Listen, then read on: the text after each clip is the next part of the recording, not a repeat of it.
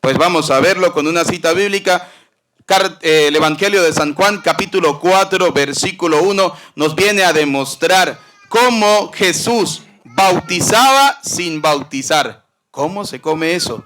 Bautizaba sin bautizar. Como algo interesante. Jesús bautizaba sin bautizar, porque la gente dice, pero ¿cómo en la iglesia acepta el matrimonio? ¿Cómo en la iglesia se hace el matrimonio si Dios no hizo ningún matrimonio? Pues igual que el bautismo, Dios no bautizó a nadie, pero mandó a sus discípulos a bautizar. Vamos a volverlo a leer, escuchen. Los fariseos se enteraron de que Jesús tenía más discípulos y bautizaba más que Juan. ¿Quién bautizaba más que Juan? Jesús.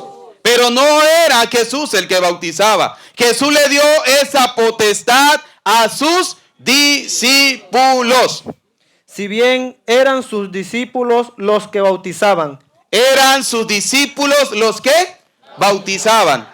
No él personalmente. No él personalmente. Jesús no bautizaba. ¿Y qué dice la palabra de Dios? Que muchos se bautizaban y se agregaban, pero no era Jesús el que bautizaba, sino que bautizaban ¿quiénes? Sus discípulos. ¿Esto por qué? ¿Por qué traigo este texto a colación? Porque el matrimonio se da dentro de la iglesia y se da con los ministros de la iglesia.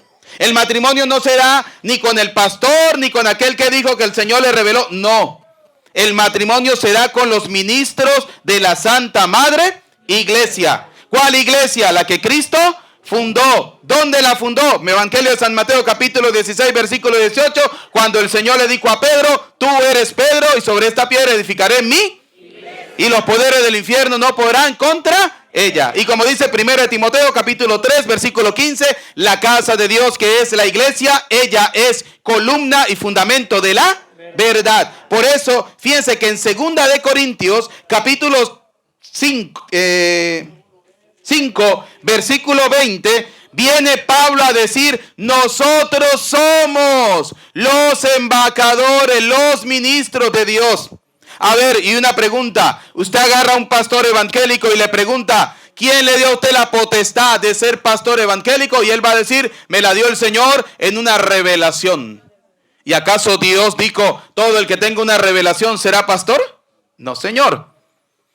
Fíjense que Pablo, camino a Damasco, se convierte. Y entonces Pablo tuvo que ir donde los discípulos, y la palabra de Dios dice que el Espíritu Santo dijo, apartadme a Pablo y a Bernabé para la misión que les tengo encomendada. Entonces los discípulos, los sacerdotes, oraron, les impusieron las manos, los ordenaron sacerdotes y los mandaron a hacer la voluntad ¿de quién? De Dios. Por eso Pablo, cuando le escribe a Timoteo o a Tito, no me recuerdo cuál de los dos, le dice, no le impongas la mano a cualquiera, ni a la carrera, no Señor, porque no todos están llamados para ser ministros de Dios. Así que hay que tener cuidado con esos charlatanes, hay que tener cuidado con esos fariseos, hay que tener cuidado con esos mentirosos que dicen que el Señor les reveló. Es